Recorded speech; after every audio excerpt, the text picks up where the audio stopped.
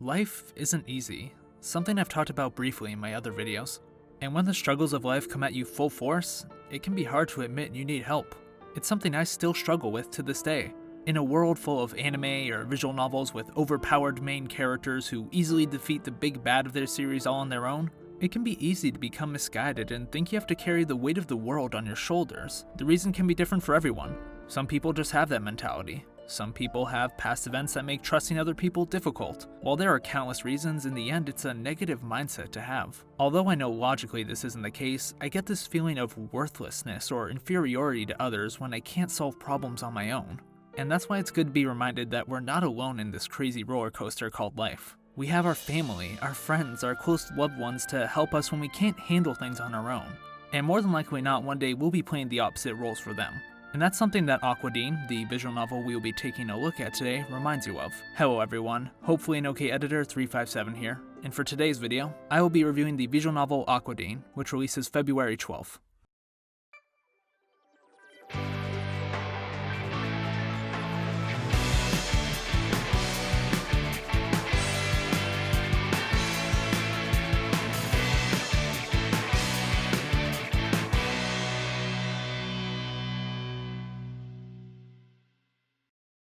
Hello everyone, hopefully an OK Editor 357 here, and like I said before, today I will be taking a look at the first visual novel by developer SoftColors, Aquadine. SoftColors was kind enough to provide me with a near final build of the game so I could play and review it before its release on February 12th this year. This is a spoiler-free review, so per the usual, any footage from the game that could be seen as spoilery will be blurred or edited to avoid said spoilers. All that being said, let's hop into the plot summary and start talking about the most important aspect for any visual novel, the story.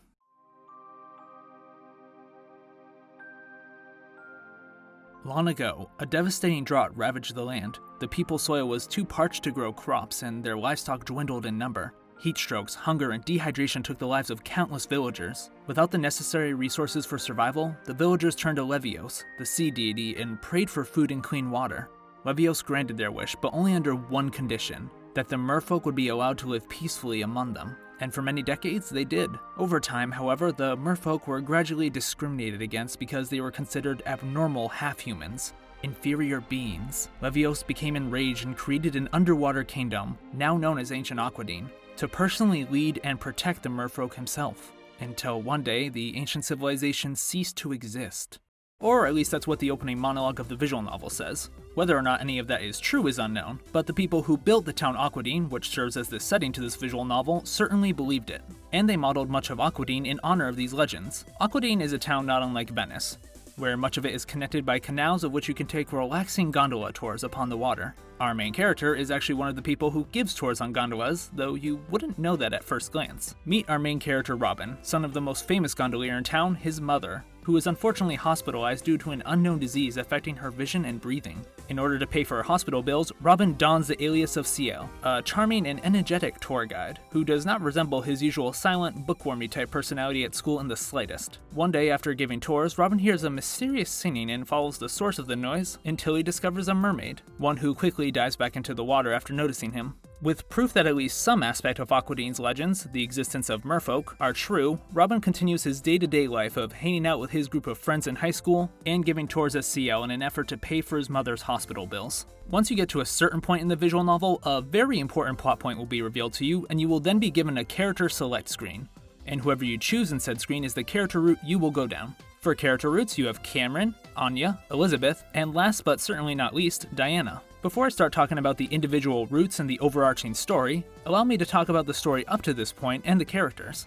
The story up to this point was just pure joy for me to read. SoftColors did a great job of introducing all the characters throughout the course of the story, letting us see them hang out with each other, fool around doing dumb stuff together like kids their age do, and hinting at each of the individual characters' emotional struggles and character arcs. I love the writing for Robin especially. Despite having a rough family situation, his father passing away shortly after Robin was born, and his mother now being hospitalized, he still acts like a boy his age would. He's not just overly depressed or edgy all the time. When his friends hang out and get into weird competitions together, he gets fired up. When a girl starts teasing him, he gets flustered. He stresses out about tests and exams like any other kid. It's very satisfying to see, and it makes him that much more interesting of a character. Despite the hardships he's going through, he's still able to laugh and smile with his friends, and that's awesome. Too many visual novels would just have the main character be over-the-top sad and distant all the time, and while in some cases it can work, most of the time it just gets old fast and makes me less interested in a character. How Robin is written makes him feel that much more real. Which brings me to my next point about the characters, that they're all written very well and feel like real people. While this is a visual novel with fantasy elements in the story, all the characters' emotional struggles and character arcs over the course of their individual routes are really down to earth, which makes the characters easy to get attached to and relatable. Every one of the main characters have their own emotional baggage, and chances are you'll find yourself relating especially to at least one character and rooting for them in their story. Before you dive into their individual character roots, however, you'll get time to watch them at their happiest as they're goofing around with their friends, and the writing for this segment of the story is just as strong as the latter, more serious and emotional writing. All the characters bounce really well off each other, making every conversation fun with stupid banter and over-the-top physical comedy. One of my favorite running gags is Larry Boy getting beaten to near death by Cameron whenever he, starts acting like Larry. I got some very strong Clannad vibes from these interactions, with the earlier sections of Clannad being slice-of-life goodness and comedy at its finest, as you meet all the characters that Clannad has to offer. And those are some of my favorite moments of Clannad. The fun and endearing interactions between the main cast of characters of Aquadine feel just as enjoyable as the ones Clannad has to offer. And chances are in the later parts of the routes where things are getting more serious, you'll find yourself missing Diana starting these crazy competitions that Cameron and Elizabeth hop straight into with enthusiasm, while Anya and Robin play the straight man act for the group and either don't care or begrudgingly go along with these competitions.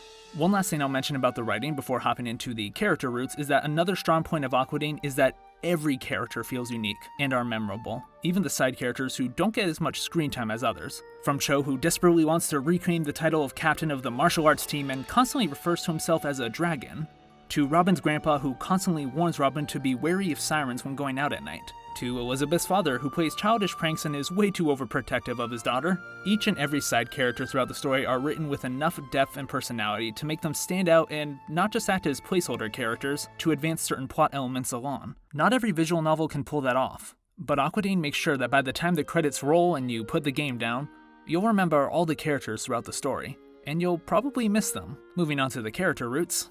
Like I said before, this is a spoiler-free review.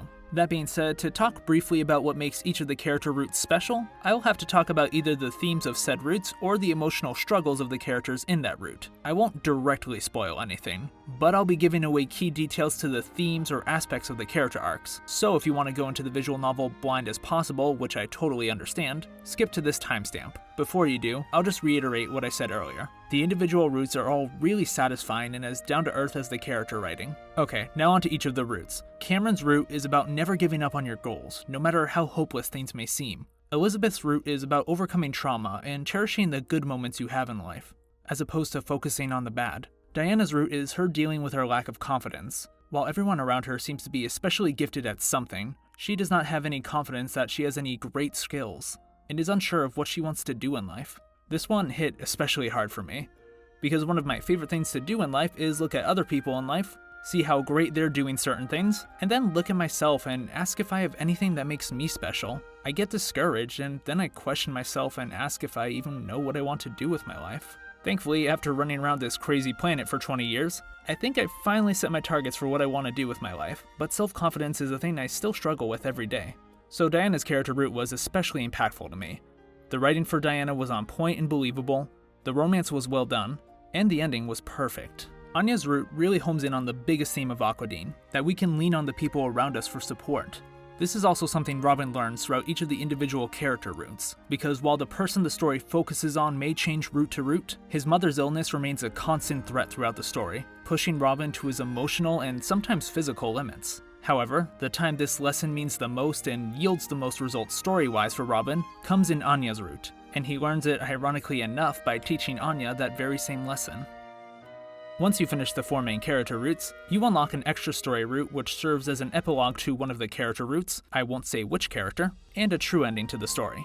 Going back to the unnamed character route that this ending takes place afterwards, all the mysteries to the story are answered in that route. After seeing the mermaid in the beginning of the story, Robin wonders throughout the story how much of Aquadine's legends are true, and this sense of mystery and wonder prevails throughout the earlier moments of the story, as well as the individual character routes. It makes it so even while the story is focused on characters and their struggles, there's always an air of mystery that'll leave you wanting to learn more about the world of Aquadine.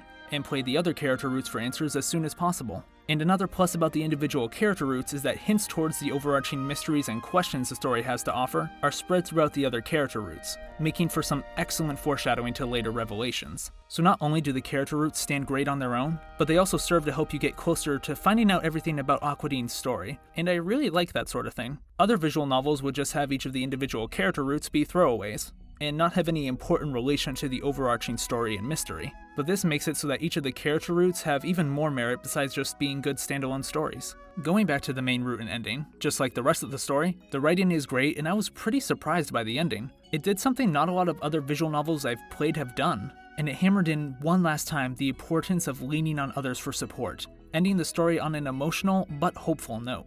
SoftColors really did an excellent job with the ending.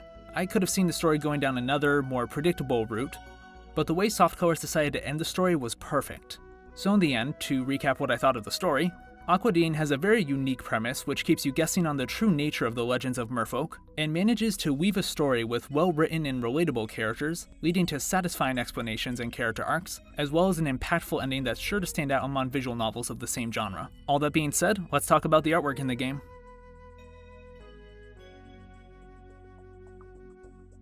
It's very good, and now I'm going to do my best to explain why. The beautiful and mysterious nature of Aquadine's story is well represented in its artwork. All the outdoor areas looking bright and energetic during the daytime, and during the nighttime taking on a more calm but equally beautiful appearance, along with soft blue light being placed throughout the backgrounds. It fits the tone of the story, the feeling that there is some truth to the merfolk's existence, but we're just not sure to what extent, so giving all the backgrounds just a tinge of fantasy with the blue light really adds to that mystery. The school backgrounds are a personal favorite of mine, because the school is also an aquarium, so almost all the rooms have this blue light, regardless of the time of day, giving them all a magical feeling. The well-drawn backgrounds with plenty of details certainly bring the unique setting as well as the mysterious and magical atmosphere of Aquadine to life. The character sprites themselves are also very well drawn, and each of the character designs are fun, unique, and represent the character's personality very well. Each of the character sprites also have a decent amount of clothing variations, so you won't be staring at just the same old school uniform or casual wear for too long at a time. There's enough variety in the characters' clothing to advance through the story and keep them interesting. The CGs are also great as well. Much like the background art, they really bring the story and atmosphere of Aquadine to life, and further enhance the important story moments that they appear in. The drawings themselves are all really high quality and beautiful to look at. This may seem like a weird thing to focus in on, but the way the eyes and hair are drawn, especially in most of the CGs, is just really pretty. All the characters' eyes and hair look so detailed and pretty. And the CGs for the different character routes each have a different but still consistent feeling to them. Like the lighting or specific styles for the CGs of one route feel different compared to others, but they all still feel like welcome additions to the art of Aquadine. So, overall, you have high quality and beautiful art in every regard for this visual novel. Moving on to the soundtrack. Throughout the game, you have a good variety of tracks that fits the many different emotional beats of the story, and enhances the beautiful and fantasy-tinged setting of Aquadine. From upbeat and exciting tracks during martial arts sequences, to calming and enticing tracks for the more mysterious songs as we learn more about Aquadine's world, to somber tracks for the emotional scenes throughout the many different character routes, you have a great array of tracks for every occasion and they all stand out. The opening and ending songs are great too. The opening song, well, now re-listening to it and looking at the lyrics and thinking of a certain character's route, it definitely hits hard and is a beautiful introduction song for the story Aquadine has to offer. And the beautiful as well ending song that plays during the credits comes at the perfect moment at the end of the story, and it's a great way to close out Aquadine. I will also talk about the other audio elements of this visual novel, including the partial English voice acting. While not all the dialogue is voice acted, certain phrases or noises for each of the characters is recorded and played during certain dialogue by a stellar voice cast. Each of the voice actors cast match their character perfectly,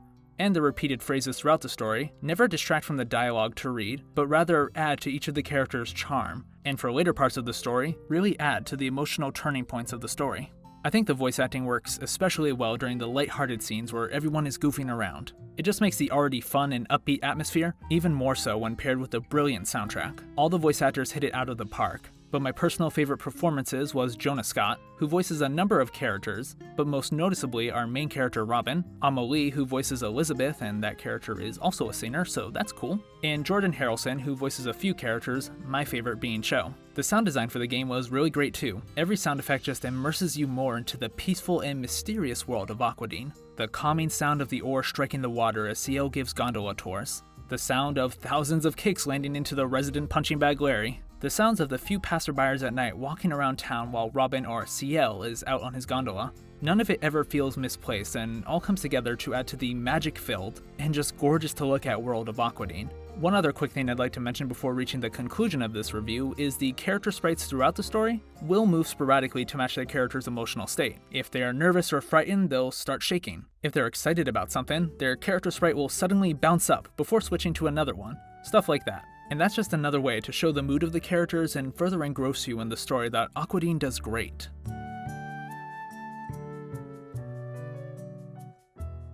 In the end, Aquadine is an amazing, roughly 20-hour experience that I could recommend to anyone. Even if romance isn't your preferred genre, there's enough in the strong character writing and other aspects of the story and visual novel as a whole that definitely makes Aquadine worth experiencing. And the romance that is in the game is very well done. And the well-written and emotional story from start to finish more than makes Aquadine worth getting it when it releases on February 12th.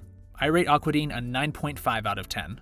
Like I've already said, this game will launch on February 12th this year, and the price of the game will be $20. Now onto the Who is Best Girl segment, and the best girl of Aquadine is... Anya. I like her cold but snarky personality. More often than not, she's just dragged along with whatever Diana wants to do with the group for the day. And her and Robin serve as the more logical and level-headed members of the group, but she does have her soft side. She is scared easily by creepy stories, and has a soft spot for cute cats, which makes for an interesting contrast with her usually cold attitude. I also really enjoyed her character root and chemistry with Robin as well as the rest of the cast, which is why Anya is my choice for Best Girl of Aquadine. Well everyone, I hope you enjoyed this review. I just want to thank SoftColors so much for giving me the opportunity to play and review this amazing visual novel early. At the end of the day, I'm just a guy who is very passionate about visual novels and loves to talk about them and other anime stuff. And the fact that someone valued what I had to say in my videos and how I said it, to the point where you would send me an early copy of the game to review, that means a lot to me. I definitely plan to keep on bringing as much good visual novel content for some time to come. I do not see myself stopping anytime soon. So I hope everyone who's watching this video and liked it can stick with me. SoftColors absolutely knocked it out of the park with Aquadine, especially since it's SoftColors' first visual novel. Keep up the great work, SoftColors. I'm looking forward to seeing anything you make in the future. For one last reminder, Aquadine comes out February 12th, and you can add it to your Steam wishlist now to be notified of its release. And if you want a small taste of the story of Aquadine, you can download a free demo. Thank you everyone for watching, and until the next video, see you guys.